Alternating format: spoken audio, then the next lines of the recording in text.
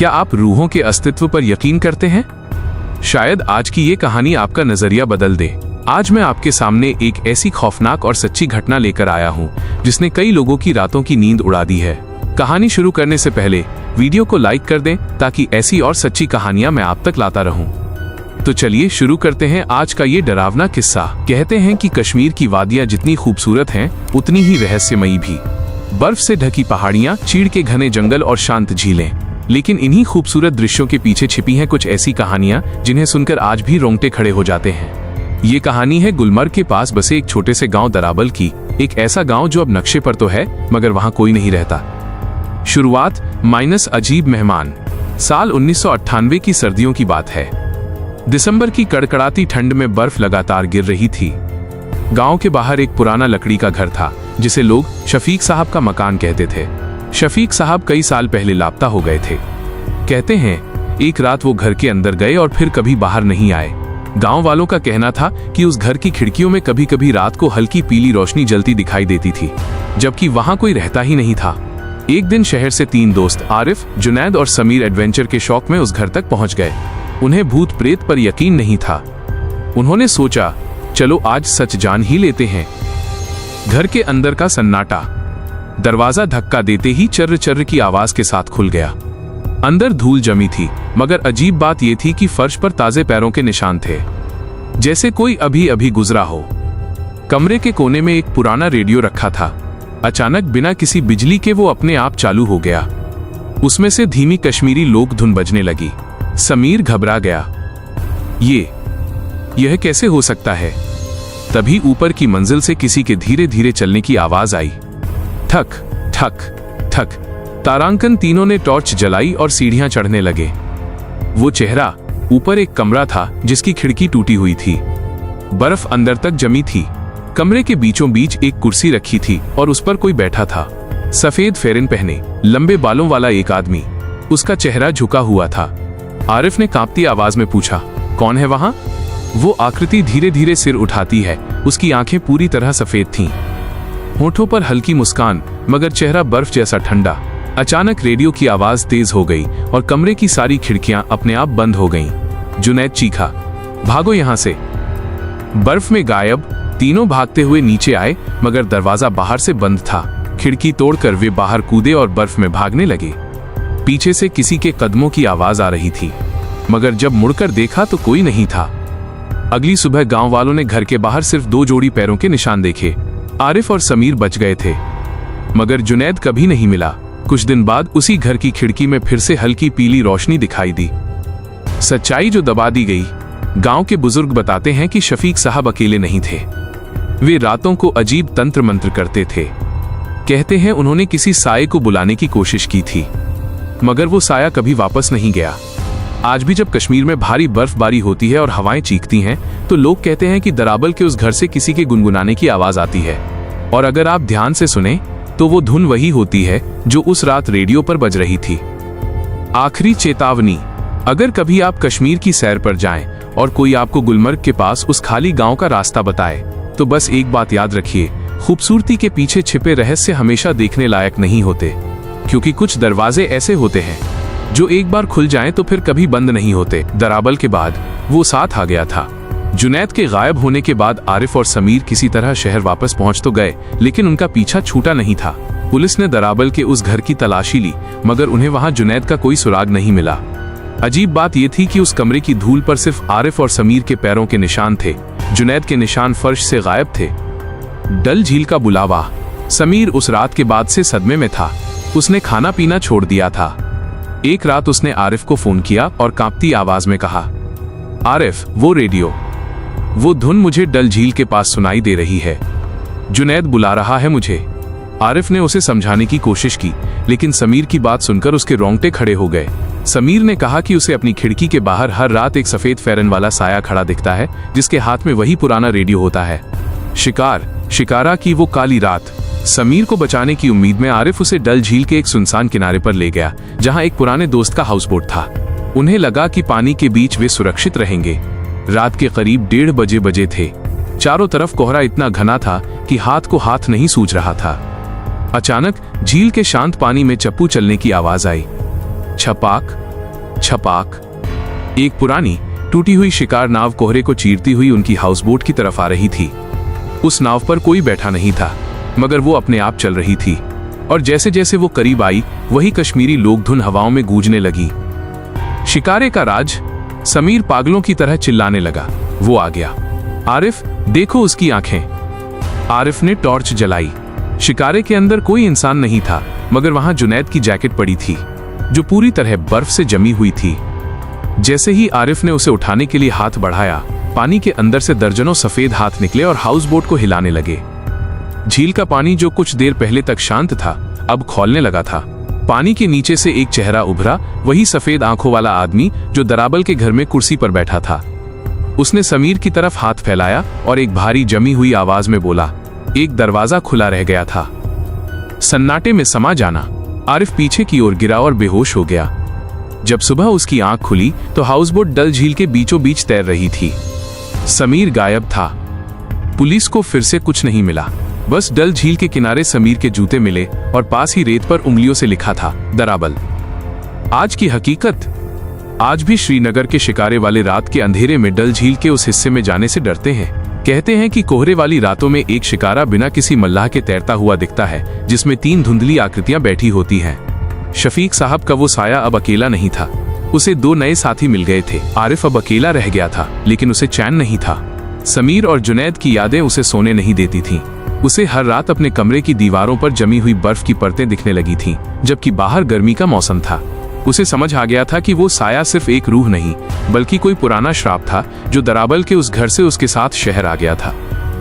पीर बाबा की दरगाह और वो चेतावनी।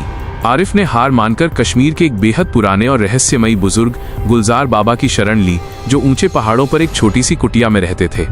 बाबा ने आरिफ का चेहरा देखते ही अपनी आंखें बंद कर लीं और बोले, तुमने उस दरवाजे को हाथ लगाया है जिसे शफीक ने अपने खून से बंद किया था।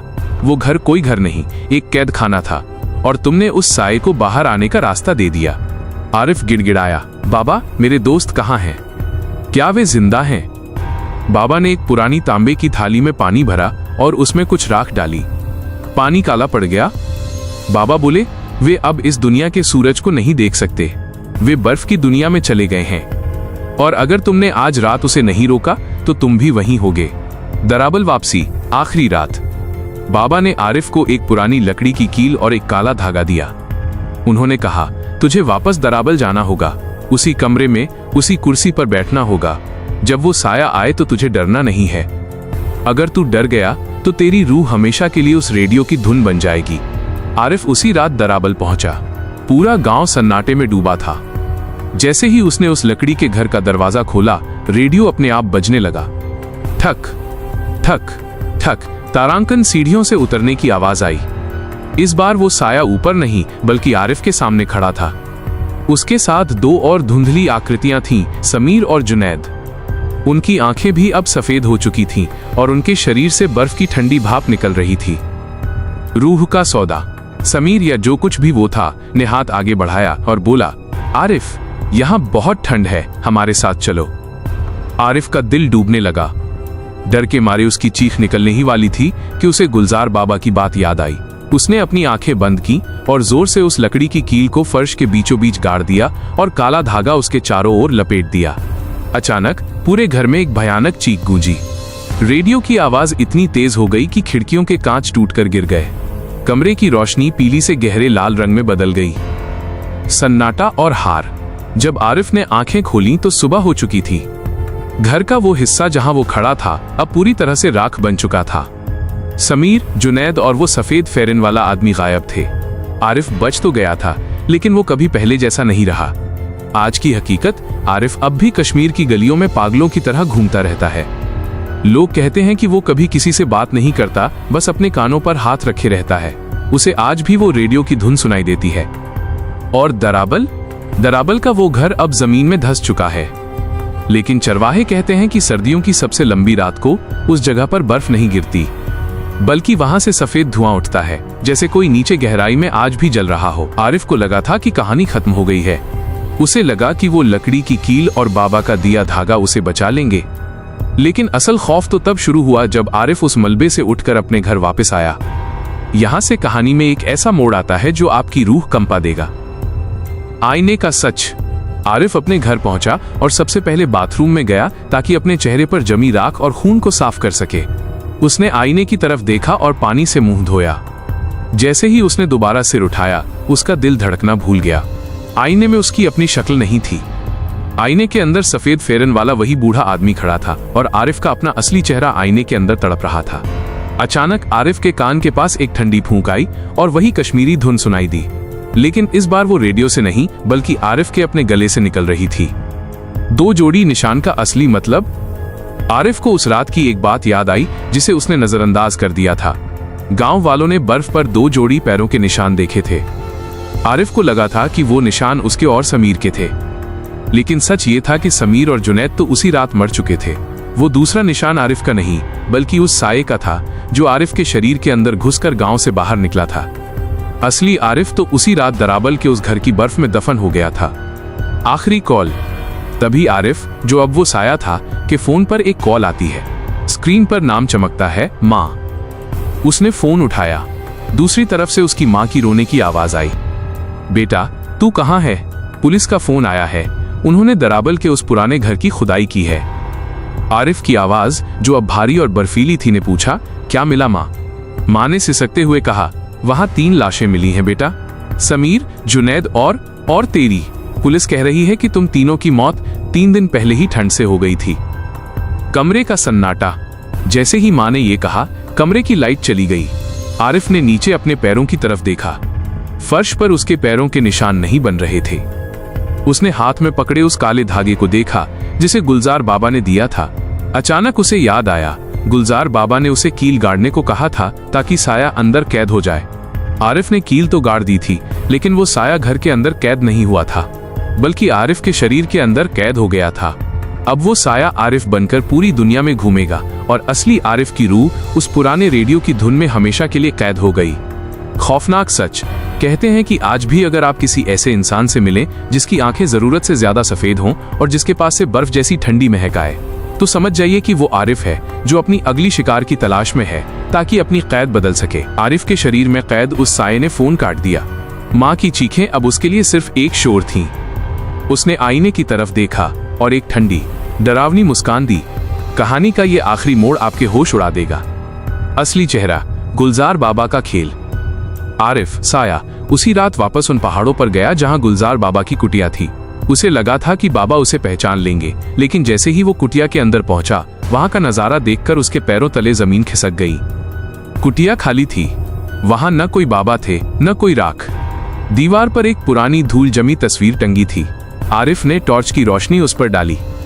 तस्वीर में शफीक साहब खड़े थे, वही आदमी जो दराबल के घर से लापता हुआ था, और उनके बगल में खड़ा शख्स कोई और नहीं बल्कि गुलजार बाबा थे। तस्वीर के नीचे कश्मीरी में लिखा था, 2 जिस्म एक ही शैतान के गुलाम। रेडियो की आखिरी धुन। आरिफ को समझ आ गया कि उसे बचाने वाला कोई नहीं था। गुलजार बाबा और शफीक साहब एक ही साये के 2 रूप थे जिन्होंने आरिफ को मोहरा बनाया ताकि वो साया दराबल की सरहद लांघकर शहर में दाखिल हो सके। अचानक आरिफ के कोट की जेब में रखा उसका अपना फोन बजने लगा। उसने फोन निकाला, लेकिन स्क्रीन पर कोई नंबर नहीं था। बस एक आवाज आई, वही रेडियो वाली लोक धुन। जैसे जैसे धुन तेज हुई, आरिफ का शरीर धीरे धीरे बर्फ में बदलने लगा। उसके हाथ, उसके पैर और उसकी आवाज, सब कुछ जमने लगा। वो चीखना चाहता था, लेकिन उसके गले से सिर्फ कोहरा निकल रहा था। अंतिम सन्नाटा। अगली सुबह चरवाहों ने पहाड़ों के रास्ते पर एक बर्फ का पुतला देखा। वो पुतला आरिफ की शक्ल का था, जिसका हाथ ऊपर की ओर उठा था जैसे वो किसी को रोकने की कोशिश कर रहा हो। हवा के एक झोंके के साथ वो पुतला रेत की तरह बिखर गया।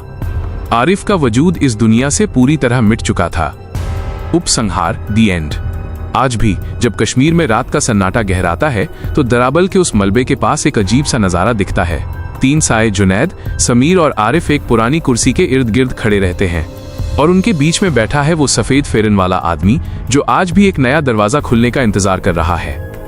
याद रखिएगा, अगर कभी आपको कोई अजनबी पहाड़ों पर रास्ता दिखाने की बात करे या कोई पुरानी धुन सुनाए तो रुकिएगा मत, क्योंकि दराबल के वे 3 दोस्त आज भी चौथे साथी की तलाश में भटक रहे हैं। कहानी यहीं समाप्त होती है।